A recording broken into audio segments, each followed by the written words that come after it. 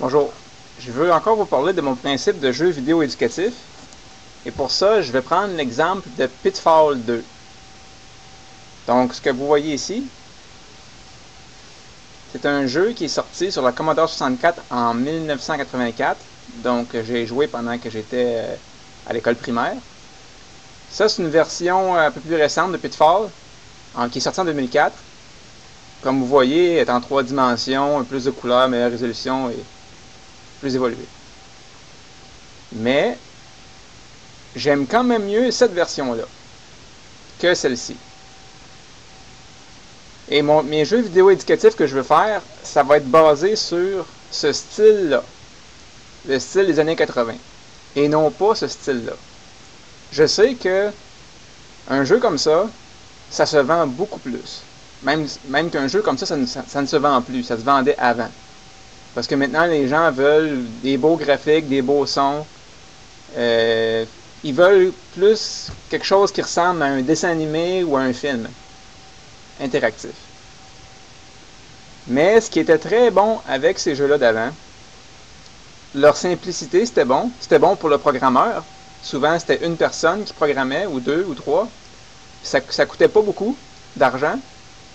Contrairement à un jeu comme celui-là, ça coûte très cher à produire. Puis ça prend plus de temps. Donc, je veux faire des jeux de ce style-là. Et le but avec les jeux éducatifs, c'est de profiter du fait que le joueur, dans un jeu comme celui-là, d'après ce que j'ai vécu, il peut se retrouver dans un état que j'ai pas réussi à retrouver avec un jeu comme ça. Parce qu'avec un jeu comme celui-ci, l'imagination travaille beaucoup plus. Puis l'envie de découverte, je la trouvais très forte, dans le sens que tu as envie de voir qu'est-ce qu'il y a après. Tu as envie de voir, par exemple, si je descends cette échelle-là, en bas de la grenouille, c'est quoi qu'il y a? C'était plus mystérieux. Je sais pas si c'est la simplicité qui rendait ça mystérieux, mais ça faisait un effet qu'avec les jeux d'aujourd'hui comme ça, tu te dis, ah, ok, je veux voir qu'est-ce qu'il y a après, mais tu es tellement habitué que ça va être beau de toute façon. Ça va être un peu comme les autres jeux qui veulent mettre ça beau, puis mais il y a quelque chose qui est perdu. Il y a quelque chose qui est perdu. Mais que là, dans ce genre de jeu-là, il y avait quelque chose. Il y en a qui ne comprendront pas ce que je veux dire. Il y en a d'autres qui ont eu la chance de connaître ces jeux-là, ils vont comprendre ce que je veux dire. Donc, si vous ne comprenez pas ce que je veux dire, ben c'est dommage. Mais je sais que je ne suis pas le seul à penser ça. Les jeux des années 80 avaient quelque chose de spécial. Donc, c'est ce genre de jeu-là que je veux faire. Et l'éducation, c'est quelque chose qui n'a pas été exploité dans les jeux de vidéo d'avant. Pas beaucoup. Très peu. Probablement parce que la technologie n'était pas prête. Donc, à peine qu'ils pouvaient faire un jeu comme ça, déjà c'était merveilleux. Avec le petit bonhomme qui marche, avec le son qui est synchronisé avec les actions, avec le scrolling du décor, avec la collision avec les autres personnages. Donc, commencer à mettre ça plus sophistiqué pour mettre la partie éducation en jeu, ça aurait demandé beaucoup de travail, puis peut-être que la machine ne l'aurait pas supporté. Mais aujourd'hui, les jeux vidéo, comment ils ont évolué, ça a été beaucoup pour plaire aux joueurs, pour attirer son attention sur les graphismes, les sons, et puis les histoires plus complexes. Mais le côté éducatif, il a été grandement négligé. Même que je dirais que tous les jeux éducatifs que j'ai vus jusqu'à aujourd'hui,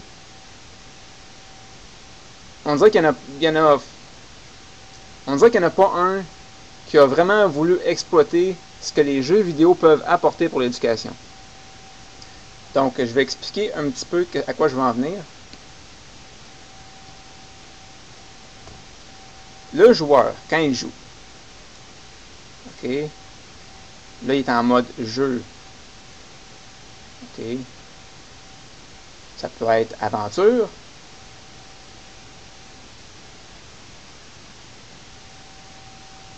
Par exemple. Ou action, ou stratégie. Il y a quelque chose qu'il recherche. C'est pour ça qu'il joue. Il joue pas juste parce que c'est beau. Il recherche quelque chose. Il veut découvrir souvent. Il veut augmenter son score. Il veut voir qu'est-ce qui se passe si je fais telle affaire. Il veut interagir et avoir du feedback. C'est pour ça qu'un jeu vidéo, c'est très facile d'apprendre à jouer à un jeu vidéo. On peut apprendre à jouer sans que quelqu'un nous montre comment jouer. Quand j'étais jeune et que je jouais à ces genres de jeux-là, il n'y avait pas personne en arrière qui me disait « Ok, là, il faut que tu ailles là, il faut que tu ailles là, là, il faut que tu sortes de ça. » Je l'apprenais. C'est-à-dire que si je touchais à la grenouille, je mourrais. Donc, j'apprenais que, ok, si mon bonhomme touche à la grenouille, je vais mourir. Donc, je sais qu'il faut que j'évite la grenouille. Donc, j'apprenais à éviter la grenouille. Par exemple, monter l'échelle avant que la grenouille me touche. Donc, le jeu me donnait un feedback immédiat. OK? En éducation, idéalement, quand quelqu'un apprend quelque chose, il devrait avoir un feedback immédiat. C'est là que les jeux vidéo pourraient être très, très, très puissants. Parce que quand quelqu'un étudie, par exemple, la chimie, OK, il est avec son livre, il étudie c'est quoi un atome, c'est quoi une molécule, puis, etc. Mais le taux de feedback qu'il reçoit, il est très, très lent. Puis il n'est pas agréable à recevoir. C'est-à-dire que, OK, tu vas avoir du feedback si tu fais des exercices, puis que tu vas voir à la fin du livre, ouais, si ton numéro est correct. S'il n'est pas correct, ben, tu vas voir qu'est-ce qui n'est pas correct. Mais le taux de feedback, il est très lent. Et idéalement, ce serait qu'il y ait un professeur à côté de toi, en permanence, qui te donne du feedback aussitôt que tu te trompes. Mais ça, c'est pas possible. Parce qu'il n'y a personne qui va être à côté de quelqu'un en permanence pour lui donner du feedback. À moins que l'étudiant soit très, très riche, puis qu'il paye quelqu'un très cher. Donc, c'est très peu probable. Mais l'ordinateur, lui, c'est ça, sa tâche. C'est de donner du feedback. Quand vous utilisez Facebook, vous vous trompez de bouton, etc., vous recevez du feedback. Vous apprenez comment utiliser Facebook. La plupart des gens n'ont pas appris à utiliser Facebook avec quelqu'un pour leur montrer. Le système a fait que l'apprentissage s'est fait comme naturellement, à force de recevoir du feedback. Mais les jeux vidéo, c'est la même chose. Pour l'éducation, avec un jeu vidéo, on prend l'exemple de Pitfall 2, le petit bonhomme se promène, vous, le joueur, vous faites promener le petit bonhomme, vous sautez par-dessus les obstacles, etc. Mais il y a des choses que vous voudriez avoir. Par exemple, j'aimerais donc ça avoir, je dis ça comme ça, un parapluie pour amortir ma chute quand je tombe. Parce que ça n'existe pas dans le jeu, ok? Mais c'est une supposition. Parce que à chaque fois que vous voulez sauter par-dessus un ravin, vous tombez dans le trou et vous mourrez. Donc, pour avoir le parapluie, vous devriez passer en mode éducation. Éducation.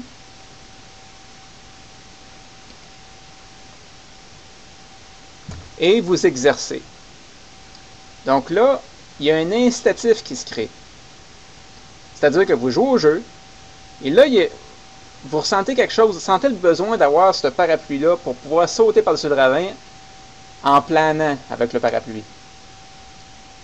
Donc, vous passez en mode éducation. Par exemple, si vous avez des boutons pour jouer, par exemple, lui, ça peut être saute. Lui, ça peut être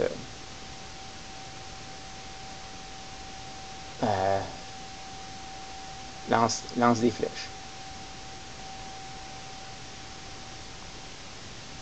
Lance des flèches. Et j'espère que je ne me trompe pas en écrivant le mot flèche. Excusez-moi si je me trompe. Et ici, vous avez le bouton pour le mode.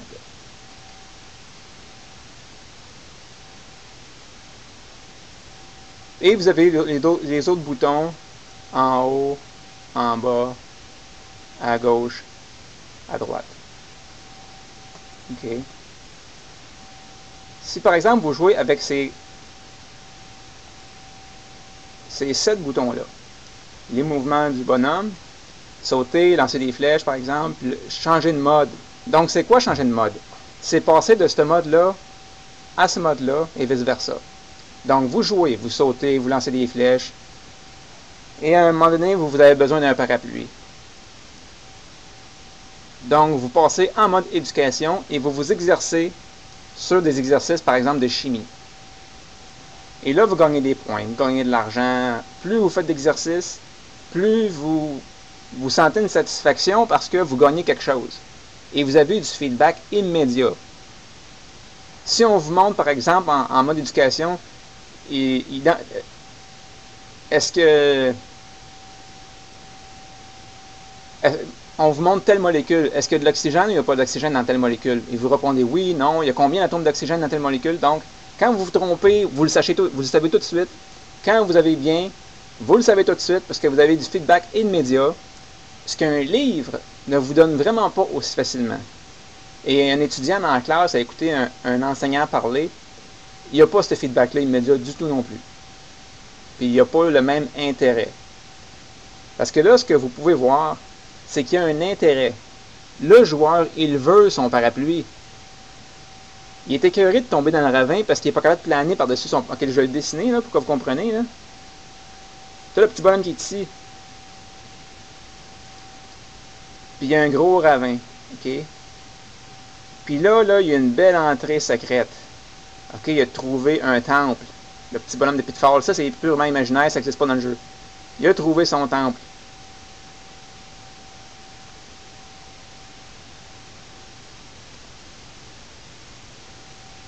Hey, je dessine quand même assez bien pour presque débutant. Ça, c'est l'entrée du temple. Le petit bonhomme, à chaque fois qu'il saute, là, paf, il tombe dans le trou. Il n'y a pas assez d'élan. Paf. Mais il sait qu'en mode éducation, à force de s'exercer, il y a un parapluie quelque part qu'il sait qu'il peut l'avoir. Donc lui, il a tellement envie d'aller dans ce temple-là qu'il va s'exercer. Il va faire la chimie. Il va apprendre c'est quoi un atome, c'est quoi une molécule, comment identifier, comment équilibrer les équations chimiques. Comment savoir si une molécule est possible à créer. Comment utiliser le tableau périodique, savoir c'est quoi des moles, c'est quoi la masse d'un atome. Donc, à force de cet exercice, il va gagner des points, il va gagner de l'argent, il va gagner de l'expérience, il va gagner quelque chose. Puis, entre autres, il va gagner des objets. Puis, parmi ces objets-là, il va avoir son petit parapluie, comme ça, ok? Donc, il va sauter, pouf! Puis là, il va planer, il va atterrir ici, puis il va entrer dans son temple, qu'il cherchait depuis je ne sais pas combien de temps, mais qui est tellement content, puis il va se dire, une chance que j'ai fait de la chimie dans le mode éducation, j'ai été récompensé, j'ai pu avoir le parapluie, puis je suis rentré dans le temple, là je suis content. Donc ça l'a motivé. Donc j'espère que vous avez compris le principe. C'est sûr que c'est très incomplet, j'ai beaucoup plus de choses dans ma tête, mais je ne peux pas tout expliquer en 14 minutes. Donc il va y avoir d'autres vidéos qui vont venir par la suite. Donc merci de votre attention.